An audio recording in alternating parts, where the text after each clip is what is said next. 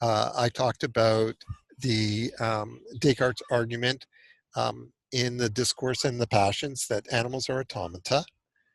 And his idea was that they work on reflexes and that external stimuli cause a reflex reaction, which to us looks like purposive behavior, intentional behavior. So it looks like the animal is trying to do something. It looks like your dog is trying to get his bone. But in fact, what's really, that word trying is very much, it belongs to Descartes' dualist vision. The idea is that when we speak of trying, that's something that the mind is trying to do. Yet what Descartes is saying is that animals don't have that mind.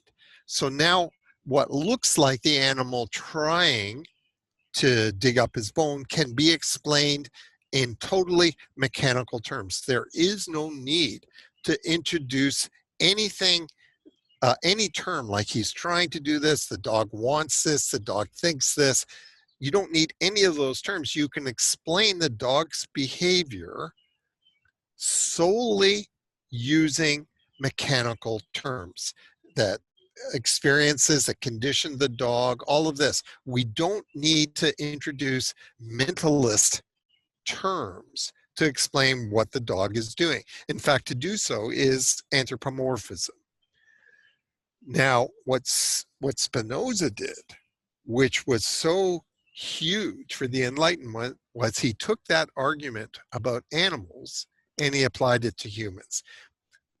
Just as you can use that model to explain everything that the dog is doing, I can do the same thing with humans. The human brain is just a really complicated watch, and it's got all these gears and everything, and how that watch run is determined not by God, but by experience, by the things that the human being is exposed to as a child, and so on.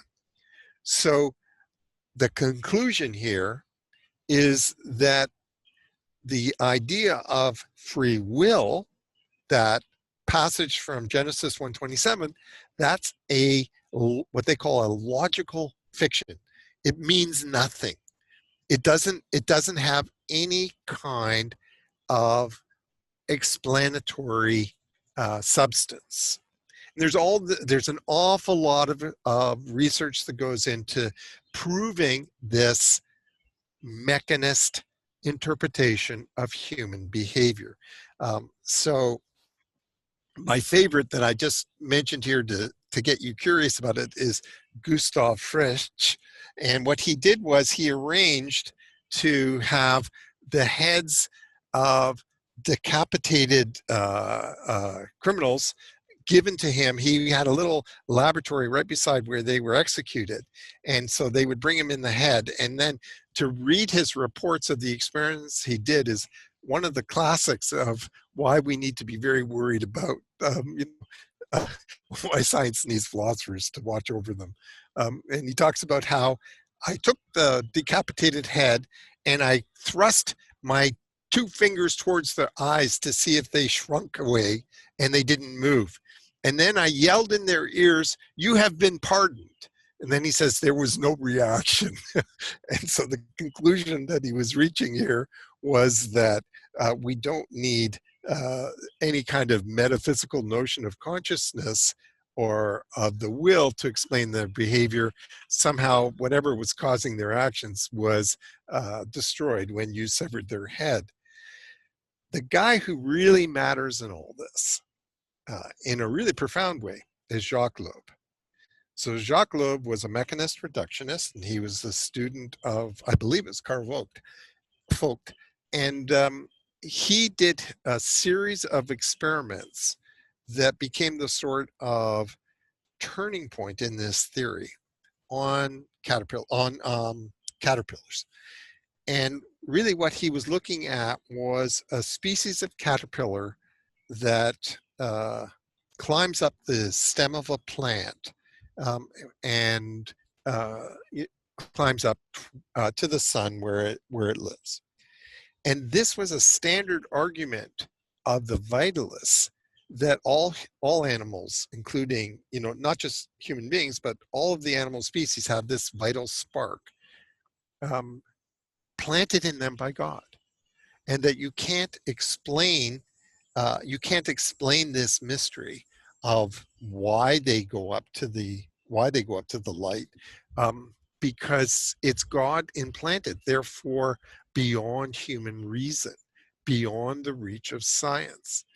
And what Loeb showed through a series of experiments was that the caterpillar had what he called a heliotropic mechanism, which it basically works like a heat-seeking missile. So there's a mechanism in the caterpillar brain that is drawn to the light. And coincidentally, when it reaches the light, namely at the top of the plant, that's where its food is abundant. So the idea here is that evolutionary science can explain the behavior of the caterpillar. You do not need to invoke any kind of a metaphysical concept to explain their behavior. What they do can be explained completely in terms of science.